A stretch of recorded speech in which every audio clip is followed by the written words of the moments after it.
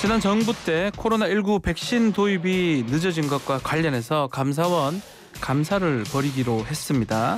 백신과 방역 물품 수급 관리 등을 들여다보겠다라는 것인데요. 방역 전문가들 사이에도 이해하기 어렵다는 반응들이 많습니다. 이재갑 한림대 강남성심병원 감염내과 교수 연결해서 이 문제 한번 짚어보겠습니다. 교수님 안녕하십니까? 네, 안녕하세요. 네. 자, 교수님 2009년도에 신종플루 유행을 겪었잖아요. 네. 그때도 비슷한 상황이 있었던 것 같긴 해요. 그때도 백신 문제가 있었나요? 네, 그때도 이제 백신 수급 자체가 어려움이 좀 많았어서 이제 정부 차원에서 외국에서도 일부 도입을 하고 또 국내에서 개발한 백신의 여러 면역 증강의 성분도 외국에서 이제 얻어서 이제 저희가 만들긴 했었거든요. 네. 근데 만들고 났더니 좀 이제 국민들한테 많이 맞추려고 해서 더 예상보다 더 많이 만들고 엄청 노력을 했었는데 맞추고 난 다음에 어느 정도 백신이 남았다고 하면서 이 백신을 남겼냐? 아하. 그러면서 그 백신을 남긴 그 분들에 대한 이제 뭐 징계 조치를 하겠다 해서 국정감사에서도 다루고 그리고 그때 정치적인 공격의 빌미가 됐던 적들이 있었거든요. 백신이 남아서 담당 공무원들이 징계를 받았습니까 그때? 그 징계까지는 아니지만 징계에 준하는 그런 첫 조치를 받았었기 때문에 그 당시에도 애써서 백신 만들어서 국민들 접종하고 그다음에 신종플루의 피해를 최소화시키는 데 노력을 했는데 이제 그 노력한 공무원들이 오히려 그거를 평가받기보다는 백신이 좀 남았다고 해서 오히려 이제 그 국회의원들한테 이제 여러 가지 좀 욕을 먹기도 하고 또한 감사원의 지적을 받기도 하는 상황들이 실제로 벌어졌었습니다. 정권이 바뀔 때마다 이게 반복된다는 느낌이 좀 듭니다. 그러다 보니까 또 그분들은 감사하시는 분들은 비전문가들이잖아요. 이 전문가 이 현장에 계신 분들 좀 힘이 빠질 것 같기도 하고요. 어떻습니까? 네, 그래서 일단 이제 그 신종플루 때도 그렇고요. 메르스 때도 그렇고 그때 여러 가지 이제 감사를 받는 과정이 그러니까 저도 뭐 제가 공무원이 아니니까 감사를 받아본 적은 없지만 감사를 받아본 분들 얘기를 들으면 정말 영혼이 해체되는 느낌 받는다고 할 정도로 영혼이 해체된다. 네, 모멸감을 느낀다 그러더라고요. 특히 이제 그러니까 그 감염병에 대한 전문성이 별로 없다 보니까 어떤 것들을 주로 다루냐면 이제 행정적인 조치들을 어떻게 했는지 또는 문서를 어떻게 보관했는지 또 문서에 있는 내용들이 어떤지 이런 것들을 정말 자수자수 하나하나 다 따져가면서 이제 물어보기도 하고 어떤 사람이 전화했는데 그 전화 내용은 뭐냐 또 문자 받은 내용들은 뭐냐 이런 것들을 다 털어서 보다 보니까 이게 뭐 마음만 먹으면 내가 어떻게 특별하게 어떤 큰 문제를 일으킨 건 아니지만 뭔가 문제를 일으킨 사람인 것 마냥 그 자괴감을 느끼게 된 그런 상황이라고 얘기를 하더라고요. 뭐 감사를 하면서 뭐 행복하게 즐겁게 할 수는 없는 거지만 어쨌든 간에 어떤 행정적인 감사가 이 백신 하는 사람들 입장에서는 백신을 코로나나 이런 현장 입장에서는 부담스러울 수밖에 없을 것 같은데 일단 지난 이 정부 때 백신 수급 관련해서 아마 여름 같아요. 코로나19 백신 보릿고개 이렇게 언론에서 썼었고 작년 말인가요? 정부가 4천만 회분 모더나 백신을 들여오겠다 했다가 그게 계획대로 안 됐던 것 같아요. 그때 상황이 어땠었습니까? 이제 두 번의 이제 백신 지원과 관련해서는 두 번의 논란이 있었는데요. 그러니까 맨 처음 이제 백신 처음 도입될 때 우리나라가 적극적으로 백신 회사들과 계약을 안 맺어서 우리가 다른 국가보다 한 2, 3개월 늦게 백신이 도입됐다라는 했었던 부분이 첫 번째 지적사항이고요. 두 번째 지적사항은 이제 어떻든 이제 백신 공급들에 대해서 시작이 돼서 이제 화이자나 아스트라제네카는 그 시기를 맞춰서 제대로 공급이 좀 됐거든요. 근데 이제 7월, 8월 넘어서부터 이제 50대 미만 접종을 이제 하기 시작하는 시점에서 모더나 접종이 주력이 될 거로 생각을 했는데 모더나 접종이 차일피일 좀 미뤄졌습니다. 이제 그 부분에 있어서도 이제 지적을 하려고 그러기는 하는데요. 일단 모더나 예방접종이 밀린 건 사실 우리나라뿐만 아니라 전 세계, 그러니까 모더나의 생산국에 해당되는 미국 외에는 다 그 당시에 이제 백신 공급이 좀 지연이 됐었었고요. 그다음 백신 초기에 도입이 조금 늦었거나 계약이 늦은 부분에 대해서는 뭐 조금 뭐 왈가왈부할 부분들이 있기는 있지만 그 당시에 사실 백신 전 세계적으로 백신 공급을 받으려고 다 줄을 섰던 상황이니까 그러니까 아주 행정적으로 상당히 좀 어렵고 우리나라가 예산이나 이런 부분들을 뒷받침해서 선구매나 이런 부분이 가능한 체계들이 없었기 때문에 공무원들도 적극적으로 행정하기 좀 어려웠던 측면들이 그 당시엔 있었거든요. 어쨌든 이제 그런 부분들이긴 한데 문제는 그러니까 이번에 감사를 이제 뭐 모더나 백신 때문이든 그 전에 초기 도입과 관련된 부분을 하더라도 그 예. 부분에 있어서 가장 중요한 역할은 정권의 핵심부에서 어떤 결정을 해주고 그것들을 확실하게 지원을 해줘야 가능한 부분이지 그 당시에 그런 일들을 행정적인 업무를 수행했던 공무원들의 책임이라고 하기에는 좀 어렵거든요. 공무원들이 이게 뭐 어떻게 할 수 있는 부분이 아니고 어떤 정권이라든지 아니면 더 나아가서 백신 제조사 이런 문제들 전 세계적 문제도 있기 때문에 이걸 네, 갖고 징계를 하는 게 조금 부담스럽다 이 말씀이신 건가요? 네 그렇습니다. 자, 결과적으로 이 수급 불안 때문에 백신 접종 일정이 변경되고 혼란이 있었습니다. 코로나19 대응이란 큰 틀에서 봤을 때 이 수급 불안이 큰 변수가 될 수 있었던 건지 의료인 또 우리 전문가 입장에서는 어땠었습니까?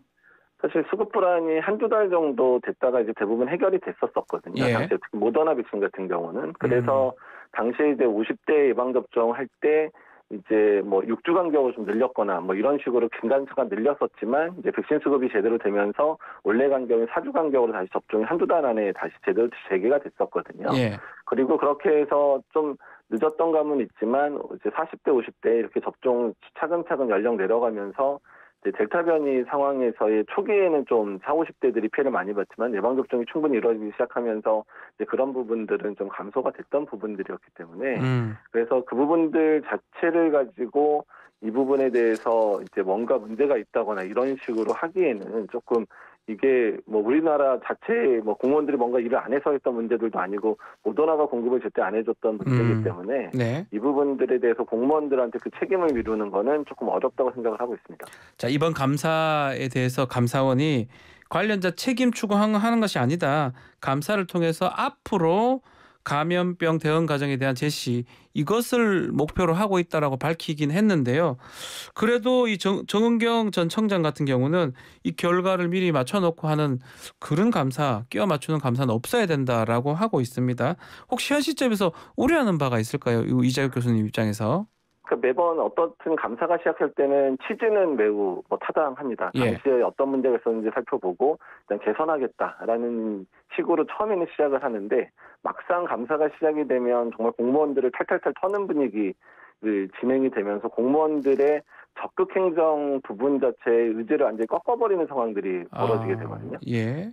그냥 문서에 있는 대로 행정에 있는 대로 그냥 규정만 지켜야지 괜히 더 열심히 한다고 했다가 또는 어떤 새로운 방법을 동원했다가 그게 행정적인 부분에 있어서 뭐 안 맞는다 이런 식으로 지적을 받으면서 일단 공무원 생활을 위해서는 그냥 복지부동이 최고구나 아하. 이런 상황을 느끼게 하는 감사가 여러 번 있었다고 들었거든요. 예. 그 말씀이에요. 감염병 같은 경우 저도 뭐 이 문과고 이래서 잘 모르겠지만 선제적으로 또 체계적으로 대응을 해야 되는데 지금 말씀하신 것처럼 가급적이면 이제 소극적으로 하자. 뭐 조금 잘못했다가는 나중에 징계 받을 수 있는데 이렇게 된다 그러면 앞으로도 일어나도 코로나 등등의 어떤 방역 상황이 계속 있을 것 같은데 대응 역량이 떨어질 거 아니냐 이런 우려가 있을 것 같아요.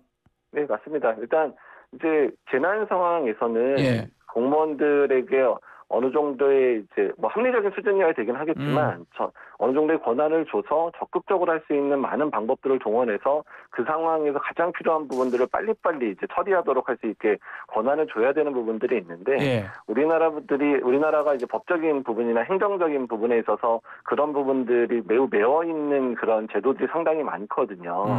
그래서 그러다 보니까 공무원들이 우선적으로 뭔가 할 수 있는 영역들이 없음에도 불구하고 당시에는 정말 백신 수급이나 이런 게 이제 급했기 때문에 정말 동분서주하면서 뛰었던 모습들을 제가 옆에서 분명히 지켜보고 있었거든요. 예. 그래서 애써서 노력하는 그때 그 공무원들이 애쓰는 모습들을 기억을 하고 있는데 그 부분에 뭔가 문제가 있다는 식으로 접근하는 것 자체가 매우 부당하다는 겁니다.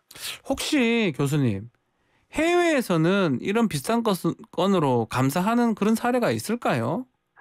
그러니까 제가 해외 그런 상황도 잘 알지는 못하지만 사실 미국 같은 경우에는 이제 개발을 하고 있는 백신에 대해서도 특히 모더나 백신 같은 경우에는 개발 단계에서부터 엄청난 비용을 지급을 해서 그렇죠. 후원을 하기 시작을 했고요. 예. 그리고 백신이 아직 출시도 안 됐는데 이제 임상연구 진입하자마자 선구매를 해가지고 구매를 했거든요. 근데 만약에 적극 행정이 불가능해서 이게 만약에 뭐 모더나나 어떤 회사 하나가 실패를 해서 백신을 못 만들었다라고 생각을 하면 많은 비용들을 날릴 수밖에 없게 되잖아요. 근데 그걸 걱정했다 그러면 아예 그런 지원 자체를 못 했을 거 아니에요. 예. 그만큼 융통성이 더 크다고 이렇게 봐야 되겠네요.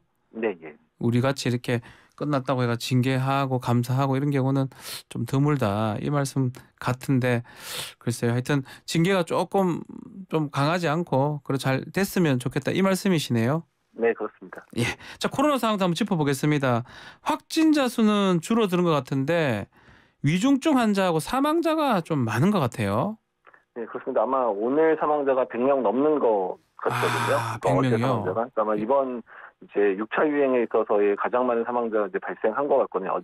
예. 그러니까 어쨌든 유행 규모가 커지고 난 다음에 적어도 중증 환자는 2, 3주 좀 늦게 증가되기 시작을 하거든요. 네. 이제 지금 이제 위중증 환자 또는 이제 사망자의 피크 시점을 지나가고 있다 보시면 될 것 같고요. 네. 그렇기 때문에 막상 병원들은 유행 규모 전체가 줄고 있는 지금이 가장 이제 중환자가 몰리기 때문에 가장 힘든 시간들을 보내고 있다고 보시면 될 것 같습니다. 정기석 그 감염병 위기 대응 자문위원장이죠. 10월부터 11월 정도의 대규모 유행이 다시 찾아올 수 있다라고 전망을 했습니다. 아마 이게 백신 효과가 좀 떨어지기 때문이다 이렇게 봐야 되는 겁니까?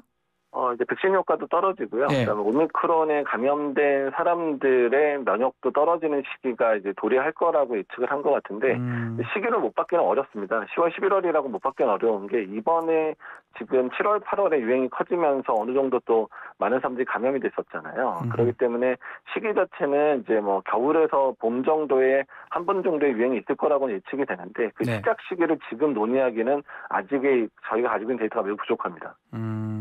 뭐 그런 유행세 같은 거를 이렇게 가늠하게 또 정부가 이렇게 하기 위해서 뭐 수리 모델링 이렇게 확진자 예측을 하던데요. 네. 이게 지금 정기석 위원장 같은 경우는 뭐 일기예보도 틀린데 어떻게 정확하게 맞추겠냐 이렇게 얘기하긴 하더라고요. 예, 일단 수리 모델링 자체는 예. 그러니까 이제 현재까지의 발생 양상을 통해서 이후에 어떻게 이제 유행 양상이 될지를 예측을 하는 거기 때문에 여러 가지 변수가 발생하면 당연히 떨어질 수밖에 없고요. 또 수리 모델링 자체를 가지고 정부 차원에서 이제 방역에 동참하도록 국민들을 설득하기 때문에 네. 그 설득이 맞게 되면 당연히 유행 커브가 예상보다 감소하는 형태로 나타날 수 있습니다. 그러니까 오히려 그 틀리는 것 자체가 우리가 했던 방역이 맞게 진행됐구나를 반영하기도 하는 부분들이거든요. 예. 그래서 수학적 모델링 결과는 당연히 오히려 틀리고 특히 과대평가돼서 실제로는 적게 발생하게 되면 우리가 열심히 노력해서 예상보다는 적은 유행을 만들었구나 이렇게 할 수 있는 부분이기 때문에 네. 맞는 것 자체를 원하는 게 아니라고 생각하시면 됩니다. 또 정기석 위원장 또 이렇게 말씀하시더라고요. 이게 이제 백신 자체가 이 계절 백신으로 좀 계속적으로 독감 맞듯이 그렇게 해야 된다라고 하던데 그 부분도 좀 동의하시나요? 일단 이제 엔데믹 상황이 돼서 이제 예측 가능하고 특정 계절에 이제 코로나19 바이러스가 유행을 하기 시작을 하면 이제 연례 접종 형태로 바뀌겠죠. 근데 아직까지는 그런 시점이 언제가 될지는 예측이 좀 불가능하거든요. 그게 1, 2년 안에 올지 2, 3년 안에 올지는 모르니까 네. 앞으로 그런 상황이 될 때까지는 유행 규모라든지 중증 환자의 발생 규모를 따라서 계속해서 이제 백신 접종 스케줄들, 추가 접종의 계획들을 잡을 수밖에 없다라고 보시면 될 것 같습니다. 자, 이것도 한번 질문 드려보겠습니다. 정부가 입국 전에 코로나19 검사를 폐지할지 여부에 대해서 뭐 의견을 수렴하고 있다고 하는데 그 폐지해도 괜찮겠습니까? 그러니까 이제 입국 전 검사 같은 경우에는 지금 거의 대부분의 유럽이나 미국에서 이제 그 검사를 대부분 없앴거든요. 예. 이제 그러다 보니까 이제 호혜의 원칙 때문에 어쩔 수 없이 이제 빼앗을 수 있는 부분들이 된 거는 맞고요. 이제 그렇게 되면 걱정인 건 최근에 이제 해외에서도 오시는 분들 중에 감염자 뭐 하루에 400명, 500명씩 들어오잖아요. 맞습니다. 그러니까 이제 비행기 안에서라든지 여러 가지 뭐 라운지나 이런 데서 전파 사례들이 좀 증가될 수 있는 측면들은 있는데 어떻든 뭐 다른 국가가 안 하는데 우리가 계속 고집하기는 어려운 측면이 있는데요. 저는 한 가지는 국내 입국해서의 검사들은 어떤 방법으로든 유지는 해야 된다고 생각을 하거든요. 아하. 그러니까 왜냐하면 이제 변이 바이러스가 국내에 유입되는지를 모니터링할 수 있는 가장 좋은 방법은 입국자들에 대한 검사거든요. 예. 그래서 만약에 지금은 전수를 하고 있지만 만약에 너무 이제 많아지기 시작하면 일부 퍼센트만이라도 추출해서라도 계속 검사를 유지를 해야 되기 때문에 이런 부분에 대한 개선 방안들은 반드시 이제 질병관리청에서 만들어야 될 거라고 보고 있습니다. 알겠습니다. 자, 오늘 말씀 여기까지 듣겠습니다. 감사합니다. 네, 감사합니다. 이재갑 교수와 말씀 나눴습니다.